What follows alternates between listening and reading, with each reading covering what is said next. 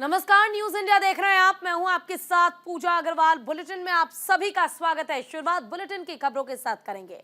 अयोध्या में आज 5 लाख भक्तों ने रामलला के दर्शन किए। जी हां, बिल्कुल सही सुना आपने, 5 लाख भक्तों ने दर्शन किए। प्राण प्रतिष्ठा के अगले दिन राम मंदिर में भक्तों का जन सैलाब उमड़ पड़ा है, जिसकी तस्वीरें आप अपने टीवी स्क्रीन पर देख रहे हैं।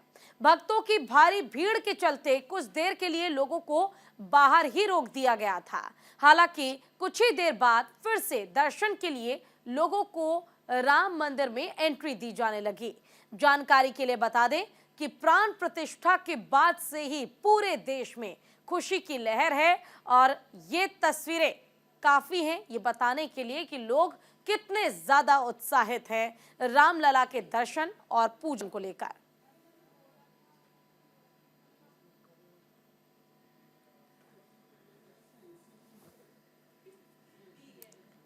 सीएम योगी ने अयोध्या में सुरक्षा व्यवस्था का जायजा लिया है। सीएम योगी ने हवाई सर्वेक्षण करते हुए राम मंदिर में श्रद्धालुओं का जायजा लिया।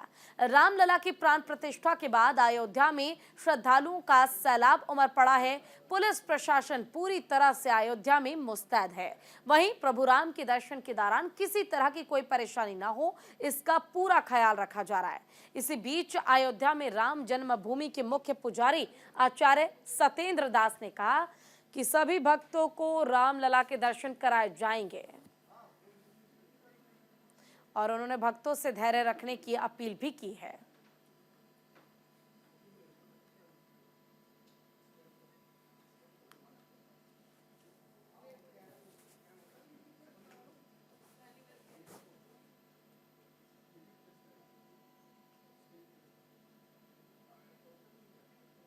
राम राज बैठी त्रैलोका, हर्षित भय गए सब शोका। बैर न कर काहू सन कोई, राम प्रताप विस्मता खोई। मांगे बारिश देह जल, रामचंद्र के राज। और सब नर करहीं परस्पर प्रीति, चलहीं सुधर्म सुनहि श्रुत नीति। बैर न कर काहू सन कोई, राम प्रताप विस्मता खोई। ये भी स्थिति जो स्थिति तेरा युग में रही, वही त्रेता युग का झलक इस समय मिल रहा कि इतने भक्तों का समूह इस प्रकार से पूरे अयोध्या में भरा हुआ है। और जय श्री राम के नारे जो लग रहे हैं वो एकदम अयोध्या, दिव्य अयोध्या, त्रेता युगी अयोध्या जैसी दिखाई पड़ रही है। इसी आज पहला दिन का जो दर्शन है, अभी भी इतने लोग वहाँ पर उपस्थित हैं कि इनके आज दिन चलेगा, कल चलेगा। मैं समझता हूँ कि आज भी दर्शन सभी लोग नहीं कर पाएंगे और कल भी इसी प्रकार से चलेगा। ये 2-4 दिन चलता रहेगा, क्योंकि इतना भक्तों के समूह आ गए हैं। और विशेषकर 4000 तो संतों के समूह हैं, जो 4000 हर मंदिरों के जितने पूरे भारत के प्रत्येक मंदिरों के एक एक लोग दूर चर्च को लेकर के आए हैं। इसलिए भीड़ जो है बहुत अधिक बढ़ी हुई है। केंद्र सरकार ने बिहार के पूर्व मुख्यमंत्री कर्पूरी ठाकुर को भारत रत्न देने का फैसला लिया है। कर्पूरी ठाकुर को मरणोपरांत भारत रत्न दिया जाएगा। जानकारी के लिए बता दें कि कल कर्पूरी ठाकुर की जयंती है और उससे पहले केंद्र सरकार ने यह बड़ा फैसला लिया है। कर्पूरी ठाकुर बिहार के पूर्व मुख्यमंत्री थे और उन्हें समाजवाद का बड़ा चेहरा माना जाता है। इस मौके पर प्रधानमंत्री ने खुशी जताई। पीएम मोदी के साथ ही साथ रक्षा मंत्री राजनाथ सिंह और बिहार के सीएम नीतीश कुमार भी काफी खुश नजर आए।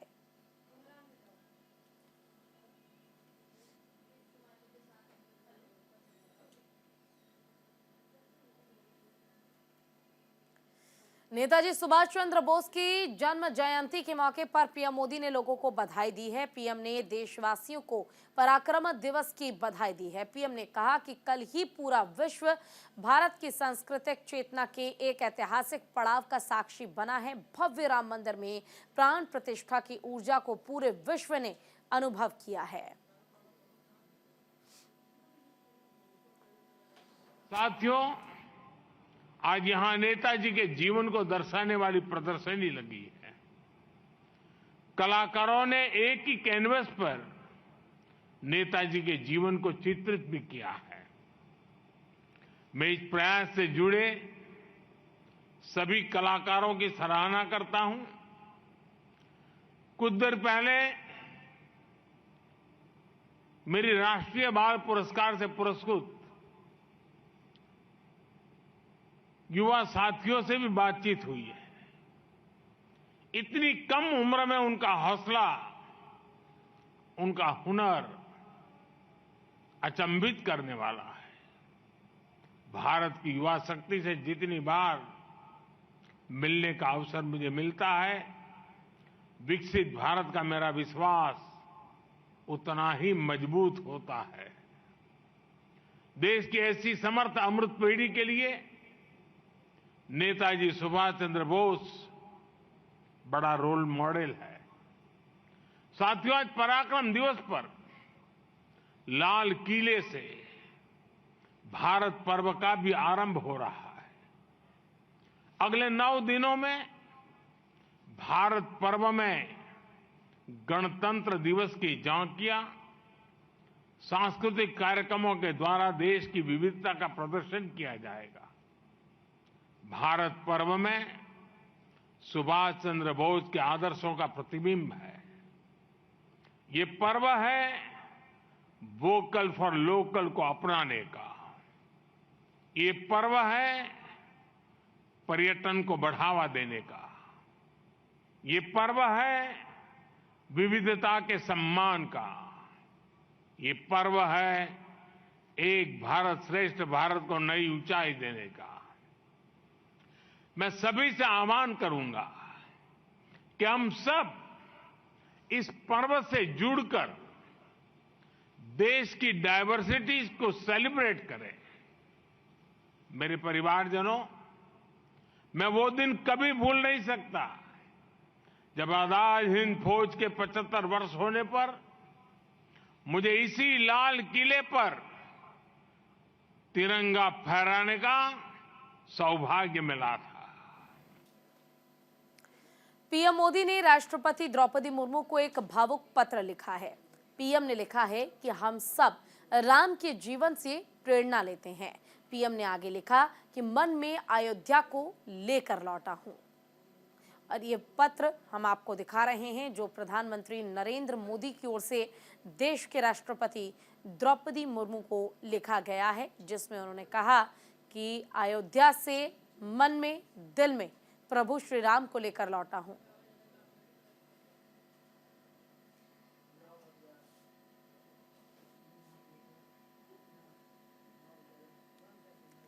तो वहीं बिहार के पूर्व सीएम कर्पूरी ठाकुर भारत रत्न से नवाजे जाएंगे। आपको बता दें कि 24 जनवरी को सीएम कर्पूरी ठाकुर की 100वीं जयंती के मौके पर उन्हें नवाजा जाएगा। इससे पहले केंद्र सरकार ने यह सम्मान देने का ऐलान किया। इसको लेकर जनशक्ति पार्टी के नेता चिराग पासवान ने खुशी जाहिर की है। सुनिए। जननायक आदरणीय कर्पूरी ठाकुर जी को मरणोपरांत भारत रत्न मिलने पर मैं हमारी भारत की सरकार और हमारे प्रधानमंत्री आदरणीय नरेंद्र मोदी जी का आभार प्रकट करता हूं।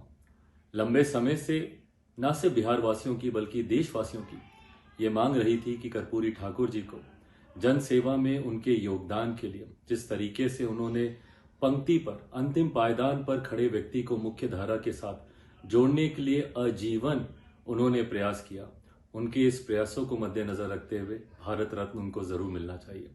आज देशवासियों की उस मांग को हमारे प्रधानमंत्री जी ने सम्मान देने का काम किया।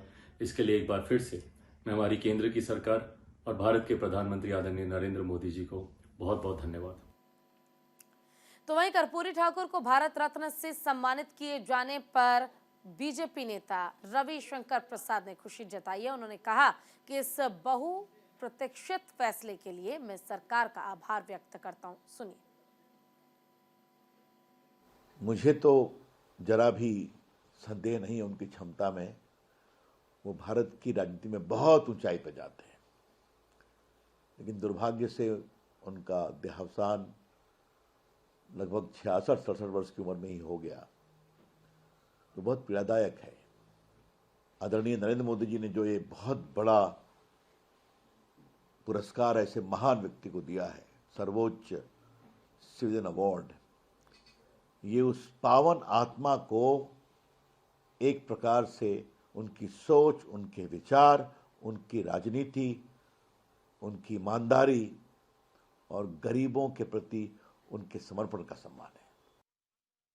विदेश मंत्री डॉक्टर एस जयशंकर ने भारत और नाइजीरिया के बीच रिश्ते को लेकर बड़ा बयान दिया। जयशंकर ने कहा कि आज भारत और नाइजीरिया के बीच सालाना लगभग 13 से 15 अरब डॉलर के व्यापार का रिश्ता है। उन्होंने आगे कहा कि नाइजीरिया अफ्रीका में हमारा प्रमुख आर्थिक भागीदार है।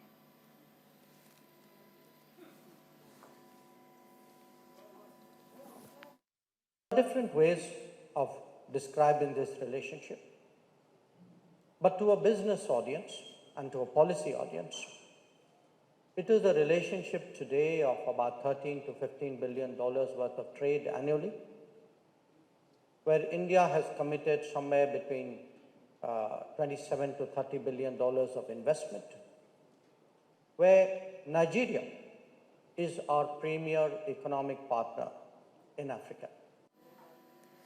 कर्नाटक यूथ कांग्रेस के कार्यकर्ताओं ने आज धरना प्रदर्शन किया। यूथ कांग्रेस के कार्यकर्ताओं ने असम में पार्टी सांसद राहुल गांधी की भारत जोड़ो न्याय यात्रा पर कथित हमले के खिलाफ बेंगलुरु में कांग्रेस भवन से मशाल रैली निकाली है।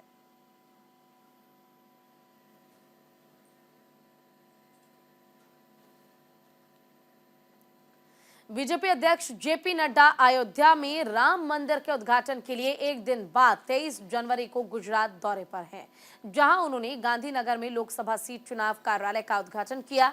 कहा कि हम सब के लिए ये ऐतिहासिक समय है कि प्रधानमंत्री नरेंद्र मोदी द्वारा रामलला को अयोध्या के नवनिर्मित मंदिर में विराजते हुए देखा। रामलला का 500 साल का वनवास पूरा हुआ है। कल अपनी आंखों से रामलला को विराजते हुए अपने स्थान पर भारत के प्रधानमंत्री द्वारा प्राण प्रतिष्ठा की। जो घटनाएं घट जाती हैं उसके महत्व को हम समझ नहीं पाते और उसके महत्व और उसकी महत्ता वर्षों बाद हमें ध्यान में आती है और तब हमको गौरव होता है कि हम भी उस घटना के चश्मदीद गवाह थे।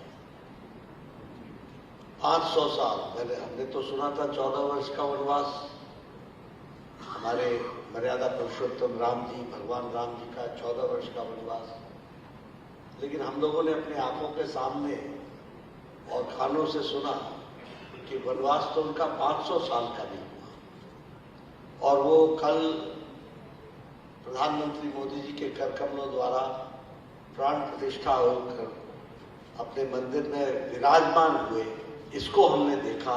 ये ऐतिहासिक घटना के लिए आपको बहुत प्रधानमंत्री जी ने कल अपने शब्दों में कहा भी कि यह घड़ी हजारों साल तक आगे भारत के गौरव में इतिहास को भी बताएगी और ये बदलती हुई घड़ी है और यहां से युग को नए युग की शुरुआत होती है, जिसको हम सब लोगों ने विटनेस किया है। केंद्रीय गृह मंत्री अमित शाह गुजरात के गांधीनगर पहुंचे, जहां वो NFSU के 5वें अंतर्राष्ट्रीय और 44वें अखिल भारतीय अपराध विज्ञान सम्मेलन में शामिल हुए। साथ ही उन्होंने सम्मेलन को संबोधित किया। कहा कि हम पूरी प्रक्रिया को आधुनिक बनाने का भी प्रयास कर रहे हैं। मैं बड़े विश्वास के साथ कह सकता हूं कि पूरी व्यवस्था करने में अभी 5 साल लगेंगे, लेकिन 5 साल के बाद भारत की आपराधिक न्याय प्रणाली विश्व की सबसे आधुनिक आपराधिक न्याय प्रणाली होगी। फॉरेंसिक साइंस यूनिवर्सिटी और इंडियन सोसाइटी ऑफ क्रिमिनोलॉजी द्वारा 5वां इंटरनेशनल और 24वां भारतीय अपराध विज्ञान सम्मेलन, इसका आज उद्घाटन होने जा रहा है। एक प्रकार से एक संयोगी है कि ऐसे समय पर यह उद्घाटन होने जा रहा है जब भारत की क्रिमिनल जस्टिस सिस्टम एक नए एरा में प्रवेश कर रही है।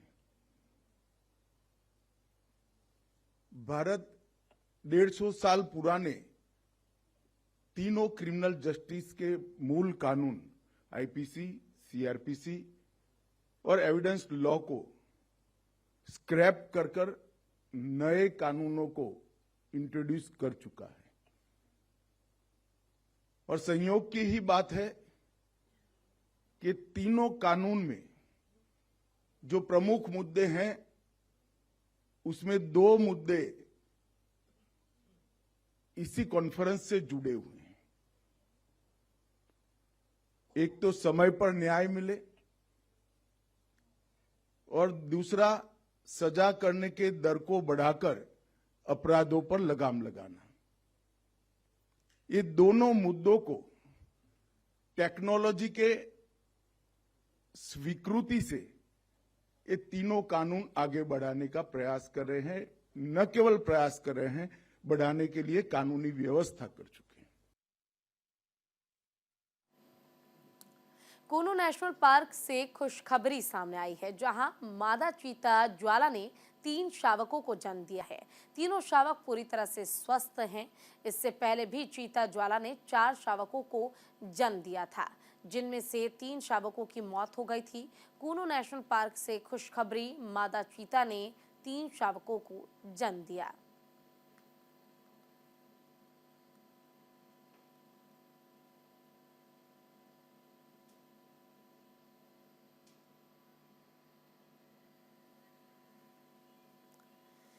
तो वहीं मादा चीता ज्वाला के 3 शावकों को जन्म देने पर मुख्यमंत्री मोहन यादव ने खुशी जताई है। उन्होंने कहा है कि हम सब के लिए सौभाग्य की बात है कि कूनू राष्ट्रीय उद्यान में मादा चीता ज्वाला ने 3 शावकों को जन्म दिया है। अब कुल 21 चीते हो गए हैं। इसके लिए मैं सबको बधाई दूंगा। नए नन्हे मुन्नों का हमारे यहाँ आगमन हुआ है। कुल मिलाकर के अब हमारे अपने जंगल के अंदर 21 चीता प्रजाति के प्राणी हो गए हैं। इस नई सौगात के लिए मैं सबको बधाई देना चाहूँगा। और ये एक तरह से नया परिस्थिति तंत्र डेवलप हो रहा है, जिसके बलबूते पर जो एशिया से चीता गायब हो गया था वो न केवल हमारे आबो हवा में पलने फलने फूलने लगा है, बल्कि वंश वृद्धि में भी लगा है। ये हम सबके लिए सौभाग्य की बात है। मेरी अपनी ओर से बधाई। पीएम मोदी ने दिल्ली में राष्ट्रीय बाल पुरस्कार 2024 के विजेताओं से मुलाकात की है। पीएम ने इस मुलाकात के दौरान असाधारण प्रतिभा के इन बच्चों से बात की। आपको बता दें कि सोमवार को राष्ट्रपति द्रौपदी मुर्मू ने 19 प्रतिभावान बच्चों को प्रधानमंत्री राष्ट्रीय बाल पुरस्कार 2024 से सम्मानित किया। पुरस्कार विजेता बच्चों को कला और संस्कृति, बहादुरी, नवाचार, सामाजिक सेवा और खेल के क्षेत्र में उनकी उपलब्धियों के लिए देश के सभी क्षेत्रों से चुना गया था। पुरस्कार विजेता बच्चे 26 जनवरी को गणतंत्र दिवस परेड में शामिल होंगे।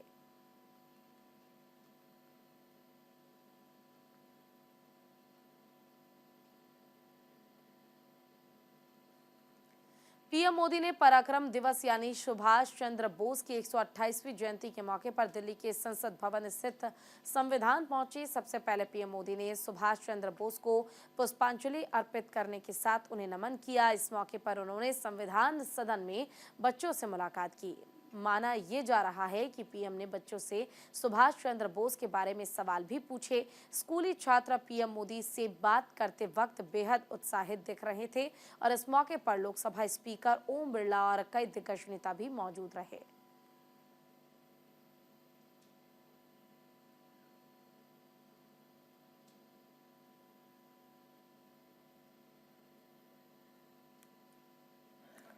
केंद्रीय संस्कृति राज्य मंत्री मीनाक्षी लेखी ने कहा कि पराक्रम दिवस जो आज 23 जनवरी को नेताजी सुभाष चंद्र बोस की जयंती के रूप में मनाया जाता है, 2021 में पीएम मोदी ने इस दिन को पराक्रम दिवस के रूप में मनाने की घोषणा की थी। महिलाओं ने देश की सभ्यता और संस्कृति को आगे बढ़ाने में बड़ी भूमिका निभाई है। प्रस्तुति हम सब के माध्यम से पॉसिबल है, संभव है, वो करने का प्रयास किया। हमारे सभी विभाग और सभी लोग इन सब कार्यक्रमों में जुड़े हुए हैं और सबसे जो सुंदर चित्रण है वो ये है कि पराक्रम दिवस जो कि आज शाम 23 जनवरी, जो कि हम सब जानते हैं कि जन्म दिन है, जन्म दिवस है सुभाष चंद्र बोस का, और 2021 में पराक्रम दिवस के रूप में इसकी घोषणा माननीय प्रधानमंत्री मोदी जी ने की थी और तब से अब तक हम लगातार इस दिवस को पराक्रम दिवस के रूप में मनाते चले आ रहे हैं। और ये सप्ताह स्पेसिफिकली 23 जनवरी से लेकर 31 जनवरी का दिन इस देश के लिए बहुत अहम हो जाता है, क्योंकि इसी समय पर गणतंत्र दिवस भी रहता है, इसमें गांधी जी की बलिदान दिवस भी रहता है और 31 जनवरी भी इसमें रहती है। तो ये सब दिन अपने आप में बहुत महत्व रखते हैं, लेकिन जो सबसे बड़ी बात इस सारे आयोजन में दिखाई दे रही है वो आपको सुनकर अच्छा लगेगा कि देश की सभ्यता संस्कृति को आगे लेकर चलने में। और इसी के साथ बुलेटिन में बस इतना ही। नमस्कार।